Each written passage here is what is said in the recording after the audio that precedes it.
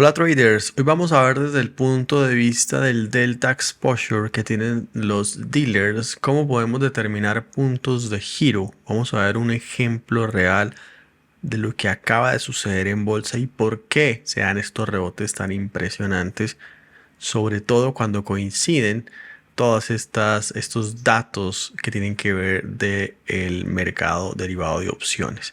Así que quédate en el video si quieres entender mejor lo que es el delta exposure que tienen los dealers y cómo podemos utilizarlo a nuestro favor.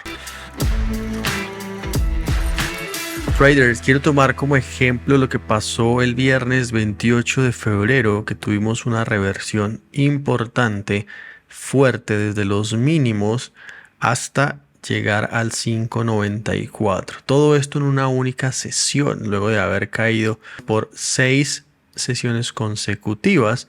El mercado estaba consolidando o tenía una zona interesante, pero coincidió viernes, vencimiento de contratos, y coincidió una gama muy negativa que ya lo vimos en un video pasado, pero también quiero especificar cómo el delta en algún extremo también es importante para tomar decisiones de trading.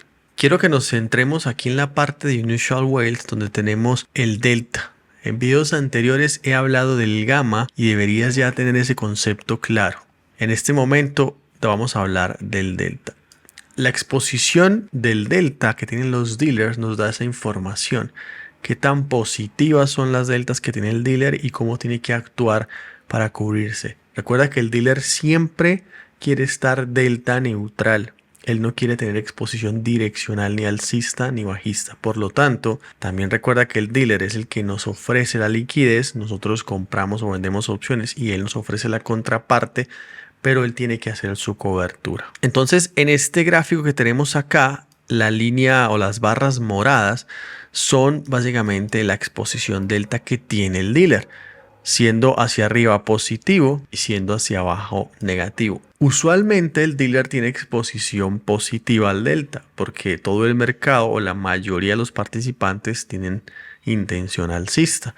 Por lo tanto, ellos mantienen esta exposición. Hay días donde las barras se ponen hacia abajo, como en estos días. Esto es el 20 de diciembre, el 20 de diciembre, el 24. Hay unas más pequeñitas, pero voy a destacar las grandes. Hay otra que sería el 13 de enero del 25. Aquí tenemos una el 3 de febrero.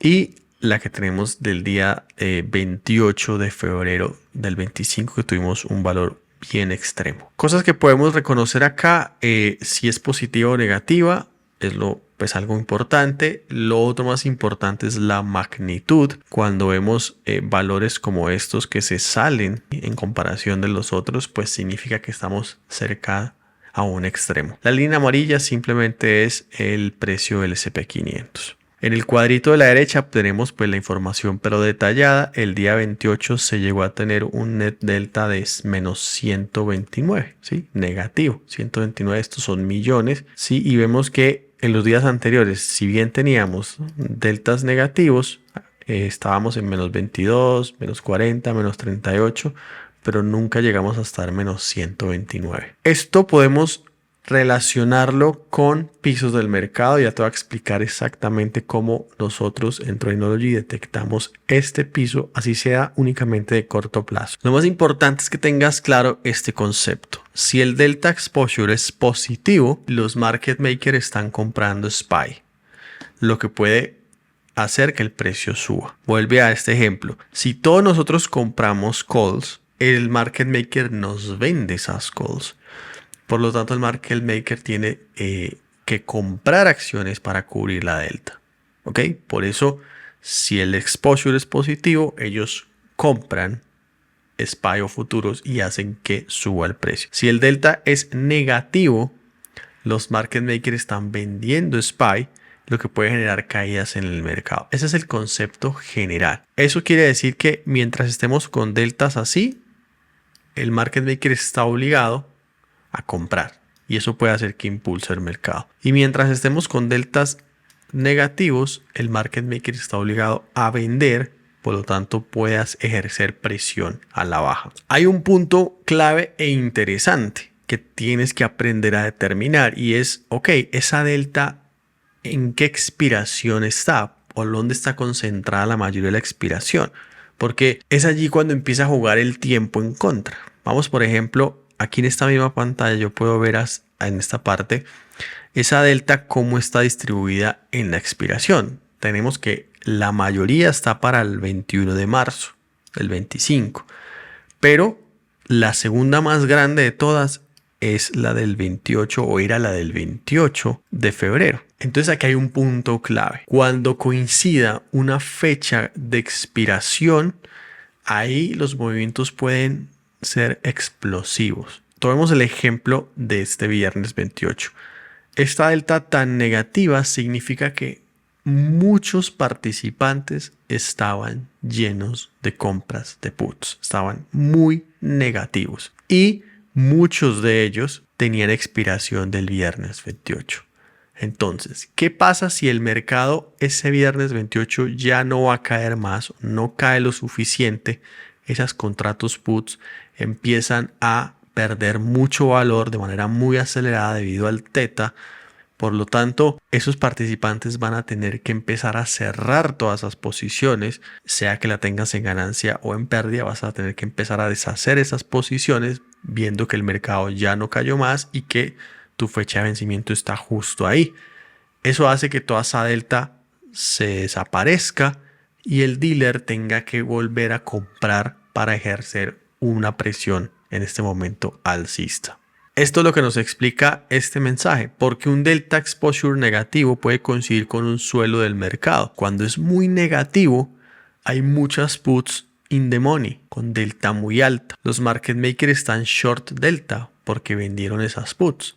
Para cubrirse han vendido acciones o futuros. Pero la clave está acá y es lo que les estoy diciendo. Cuando el mercado deja de caer o rebota ligeramente, las puts empiezan a perder valor y los market makers deben comprar de vuelta al subyacente para ajustar su cobertura. Este fenómeno se llama delta squeeze o short covering y puede causar una reversión rápida. ¿Cómo se ve eso en el gráfico y por qué ocurrió? Este es el gráfico que vimos, pero vamos a pasarnos a gráficos de 1 hora. Entonces, recuerde que aquí estábamos en la sesión del viernes 28 y el mercado cae a los mínimos y muchas personas tienen puts in the money que vencen o expiran ese viernes. Muchos en la caída ya empiezan a cerrar posiciones, empiezan a tomar ganancias y empiezan a cambiar la delta.